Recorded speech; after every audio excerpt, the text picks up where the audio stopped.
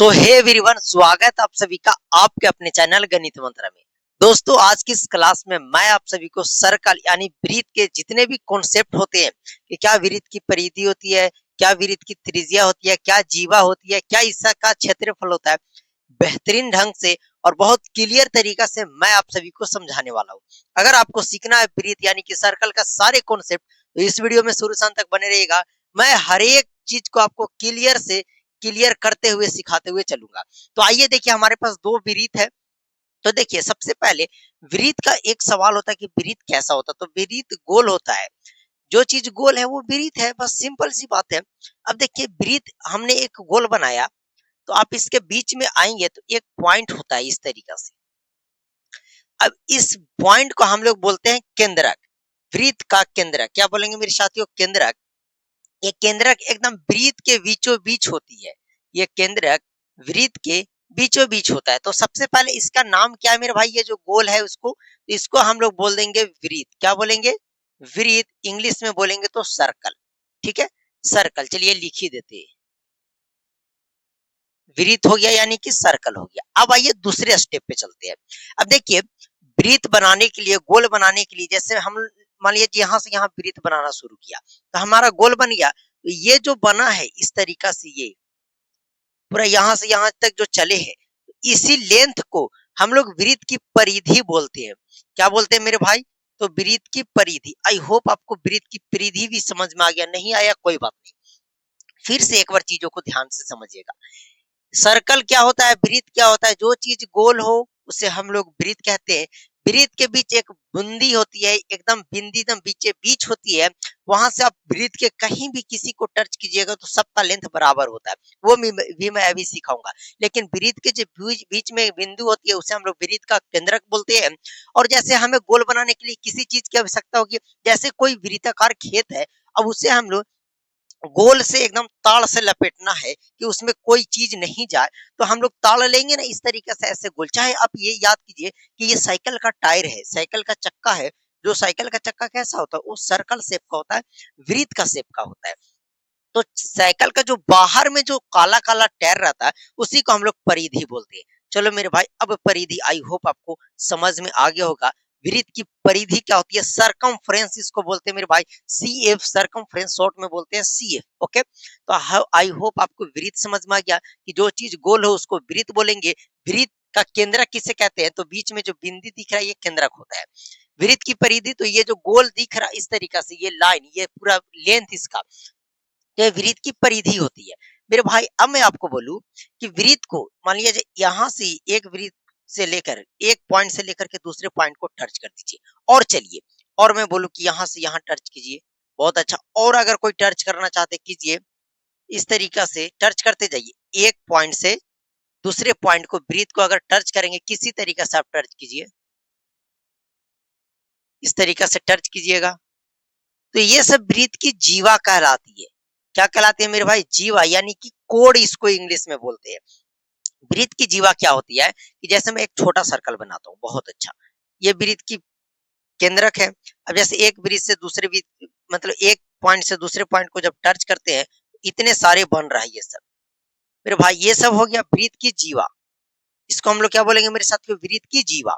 अब मेरे भाई, एक समय ऐसा आएगा, मैं इस सर्कल पे अभी समझाता हूँ। एक समय ऐसा आएगा कि ये जो जीवा है, ये जो छोटा छोटा लाइन एक पॉइंट से दूसरे पॉइंट को सटा रहे, एक समय ऐसा आएगा कि एक ऐसी लाइन होगी जो वृत्त के केंद्र के बीचों बीच से होकर गुजरेगी। वृत्त के केंद्र से बीचे बीच होकर गुजरेगी, और इस लाइन को हम लोग बोलेंगे वृत्त का व्यास। क्या बोलेंगे मेरे साथियों? वृत्त का व्यास। आई होप आपको समझ में आ रहा होगा। हम क्या बोले कि जैसे एक पॉइंट से दूसरे पॉइंट को, वृत्त के यानी सर्कल के एक पॉइंट से दूसरे पॉइंट को टच करते हैं, तो टच करने में जो लाइन बनेगा, अरे भाई टच करेंगे तो कोई ना कोई तो लाइन बनेगा ही। तो जब वो लाइन बनेगा तो वह वृत्त की जीवा कहलाती है।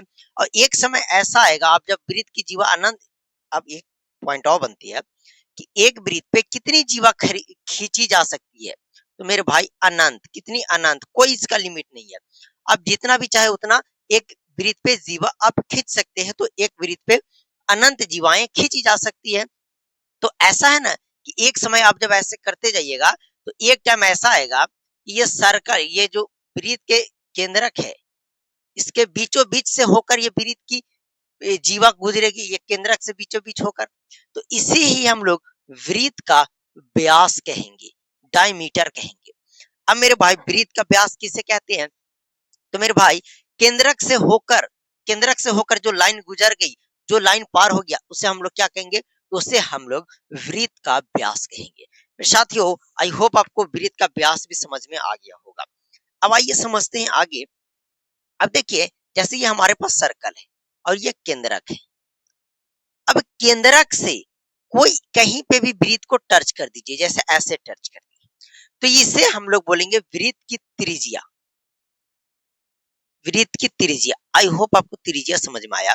त्रिज्या सिंपल सी बात है कि केंद्रक से वृत्त की परिधि को टच करना, केंद्रक से वृत्त को परिधि के अगर हम टच के वृत्त के परिधि को, तो वो हमारा एक त्रिज्या बनता है। क्या मेरे भाई? त्रिज्या। जैसे फिर मैं एक सर्कल बना दूं यहां से, अब यहाँ पे यहां से यहाँ हाफ है, केंद्रक से मैंने परिधि को टच किया, तो ये हमारा क्या बन गया? तो बोलोगे सर ये हमारा त्रिज्या बन गया। क्या बन गया मेरे भाई? तो त्रिज्या बन गया। मैंने आपको तीन चीज सिखाया। वृत्त क्या होता है? तो एक गोल प्रकार का वृत्त होता है। उसके बाद मैंने वृत्त का व्यास सिखाया, जीवा सिखाया, और उसके बाद मैंने त्रिज्या सिखाने का प्रयास किया। तो त्रिज्या क्या होती है कि केंद्रक बिंदु से अगर वृत्त की परिधि को टच करेंगे, तो जो लाइन बनेगा वो हमारा त्रिज्या होगा। क्या होगा मेरे भाई? त्रिज्या होगा। अब बताओ कि जैसे हमने यहां से ये, जैसे इधर हम मिटा देते, बताओ ये हमारा क्या हो गया? तो बोलोगे ये हमारा त्रिज्या हो गया। क्या हो गया मेरे भाई? त्रिज्या। क्यों त्रिज्या हो गया?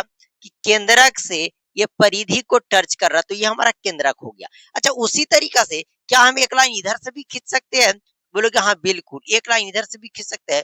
तो कह सकते हैं कि इसे तो हम लोग व्यास बोलते हैं, मतलब यहाँ से यहाँ तक की दूरी को क्या बोलेंगे? तो वृत्त का व्यास। लेकिन सिर्फ इस केंद्र से इधर आ जाए, केंद्र से मान लिया जाए यहाँ ए, इसका नाम दे दे बी, इसका नाम दे दे सी, तो मेरे भाई ए बी सिर्फ हुआ, तो ए बी एक त्रिज्या होगी। एसी के बाद क्या जाता है? एसी भी एक त्रिज्या होगी। लेकिन बात करें यहाँ से यहाँ की लेंथ की, सीबी की यानी कि बीसी की, तो वह हमारा वृत्त का व्यास होगा। अब यहाँ पे आपको क्लियर हो रहा होगा कि वृत्त की व्यास, व्यास में टोटल कितनी त्रिज्या है मेरे भाई? बोलो कि व्यास में यहाँ से यहाँ व्यास है, तो एगो यहाँ से एक त्रिज्या, एगो यहाँ से, मतलब एक व्यास में दो त्रिज्या होती है। तो व्यास बराबर कितना होता है? 2r, यानी कि दो त्रिज्या, और त्रिज्या को रेडियस बोलते हैं इसलिए 2r, और व्यास को डायमीटर बोलते हैं। तो d बराबर 2r, यहाँ से एक फार्मूला बनता है। तो फार्मूला कुछ नहीं है मेरे भाई, यहाँ से आपको समझना है कि एक वृत्त के व्यास में कितनी त्रिज्याएं होती है। तो एक वृत्त के व्यास में दो त्रिज्या होता है। एक वृत्त के व्यास में दो त्रिज्या होता है। कैसे? आपने देख लिया कि यहाँ से यहाँ टच किया एक त्रिज्या, यहाँ से यहाँ एक टच किया एक त्रिज्या, कुल मिलाकर दो त्रिज्या हो गया। तो मैंने आपको क्या समझाया? वृत्त समझाया, वृत्त का केंद्रक समझाया, उसके बाद मैंने व्यास सिखाया। तो व्यास भी एक प्रकार का जीवा है। एक सवाल और यहाँ से आपसे पूछा, मैंने बोला कि जीवा किसको कहते हैं? तो सर्कल में, वृत्त में एक पॉइंट से दूसरे पॉइंट को, एक बिंदु से दूसरे बिंदु को जब टच करते हैं, जो लाइन बनती है उसे हम लोग जीवा कहते हैं। तो एक वृत्त पे अनंत जीवा खींची जा सकती है। तो व्यास भी हमारा एक प्रकार का जीवा है। तो जी हाँ, लेकिन ये व्यास जो है यह सबसे सबसे बड़ी जीवा है। सबसे बड़ी जीवा कौन सी है मेरे भाई? वृत्त की सबसे बड़ी जीवा आपसे कोई पूछे, बोले कि वृत्त की सबसे बड़ी कोड कौन सी होती है, तो वो डायमीटर होती है, व्यासी होती है। और एक व्यास में कितने त्रिज्या होती है? तो दो त्रिज्या होती है, दो गो त्रिज्या होता है। इसीलिए हमारा फार्मूला बन गया डी बराबर 2r। डी बराबर 2r। और यहाँ से एक और फार्मूला बनता है मेरे भाई, अगर हमें सिर्फ r निकालना रहे, क्या निकालना रहे? r, तो 2 मल्टीप्लाई में n आ जाएगा, तो डिवाइड में d/2। इसका कहने का मतलब कि त्रिज्या जो होती है वो रेडियस का आधा, त्रिज्या जो होती है वो डायमीटर यानी व्यास का आधा होता है। समझो, जैसे मैं बोल दूं, इसी पे मैं एक सवाल आपको समझा देता हूँ। जैसे यहाँ पे केंद्रक है, मैं बोलूं कि इसका, चलो सबको यहाँ से, ये भी तो सर्कल हमने बना रखा है, मैं बोलूं कि ए बी, यहां से यहाँ टोटल 14 सेंटीमीटर है। मतलब कि वृत्त का व्यास जो है मेरे भाई वह 14 सेंटीमीटर है। वृत्त का व्यास जो है वो 14 सेंटीमीटर है। तो बताओ मेरे भाई त्रिज्या क्या होगी? तो बोलोगे कि व्यास जो है वो 14 सेंटीमीटर है, तो त्रिज्या जो होती है वो d/2 यानी व्यास का आधा होता है त्रिज्या। तो 14 का आधा 7e हो जाएगा, 7e हो जाएगा। कुल मिलाकर यही हो गया, 7 सेंटीमीटर ये हो गया, 7 सेंटीमीटर ये हो गया। तो कहने का मतलब कि अगर आपको फार्मूला से बनाना है तो आप फार्मूला पे बना सकते हैं, अगर आपको फार्मूला से नहीं बनाना है तो आप इतना तो सोच ही सकते हैं कि एक वृत्त में टोटल 2 त्रिज्याएं होती है, नहीं एक व्यास में 2 त्रिज्या होती है, एक वृत्त में अनंत त्रिज्या होती है। अब कैसे कहेंगे कि अनंत त्रिज्या हो सकती है? तो जैसे मैं आपको एक बात बोलूं, देखो जैसे एक पॉइंट है, यहाँ से यहाँ ये भी एक त्रिज्या हो गया, ये कर दिए ये भी एक त्रिज्या हो गया, यहाँ से टच कर दिए ये भी त्रिज्या हो गया, ये टच किए ये भी त्रिज्या, ये टच किए, चलिए सब टच कर रहे हैं। अब बताओ तो मेरे भाई आपको कैसा ये लग रहा है? आप बोलोगे कि ये साइकिल का टायर का रिंग लग रहा है। तो साइकिल के जितने भी साइकिल के टायर देखेंगे आप, तो वो एक रिंग से, ये जो सारा रिंग होता है वो एक बीच में केंद्रक से कनेक्टेड रहता है, और सारा रिंग का लेंथ जो होगा, लंबाई जो होगा, वो आपस में इक्वल होगा। तो वृत्त का व्यास, वृत्त का त्रिज्या समझने के लिए आप रिंग को देख लीजिए कि रिंग भी एक प्रकार का त्रिज्या है। तो एक वृत्त में अनंत त्रिज्याएं खींची जा सकती है, आप जितना चाहे उतना खींच सकते हैं। तो मैंने आपको दो चीज बताया, एक वृत्त में अनंत जीवा हो सकती है, एक वृत्त में अनंत त्रिज्याएं हो सकती है। त्रिज्या भी क्या होगा मेरे भाई? त्रिज्या की संख्या भी क्या होगी? तो बोलोगे कि अनंत हो जाएगी। तो आप इतना सारी चीजें नोट कर लीजिए। आई होप आपको बेहतरीन तरीका से समझा पाया, और नेक्स्ट क्लास में मैं आप सभी को वृत्त का क्षेत्रफल और वृत्त की परिधि निकालना सिखाऊंगा। अब थोड़ा सा और एक पार्ट समझिएगा, आपने समझ लिया वृत्त की परिधि क्या होती है, तो ये जो गोल है उसे परिधि बोलेंगे।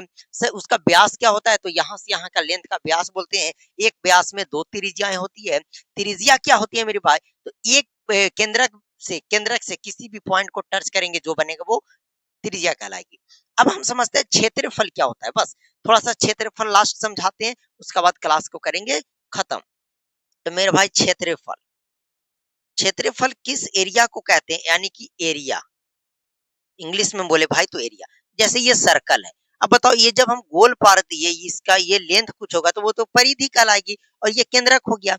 मेरे भाई इसमें सर्कल में ये सब जो क्षेत्र जगह दिख रहा है जहां पे आप कुछ रख सकते हैं, यहाँ पे कुछ जगह है, इसी को हम लोग क्षेत्रफल बोलते हैं, एरिया बोलते हैं। एरिया कहने का मतलब कि आपको उस चीज में देखना है कि कितनी क्वांटिटी में वहां पे जगह है, आप वहां पे कितने लोगों को बैठा सकते हैं, या जो चीज आप करना चाहते हैं उसमें कितनी क्वांटिटी में वहां पे जगह है। तो एरिया कुल मिलाकर यही होता है कि उसका लेंथ, उसमें कितना जगह खाली है। नेक्स्ट पार्ट में वृत्त का मैं आपको सिखाऊंगा कि वृत्त का क्षेत्रफल कैसे निकालते हैं, वृत्त का परिधि कैसे निकालते हैं। फिर एक और पार्ट होगी जिसमें हम बताएंगे कि आपको अर्धवृत्त से रिलेटेड, फिर अर्धवृत्त का क्षेत्रफल, अर्धवृत्त की परिधि कैसे निकाली जाती है। आई होप आपको ये वीडियो अच्छी लगी होगी। चलिए मिलते हैं आप सभी से अगले वीडियो में। ओके।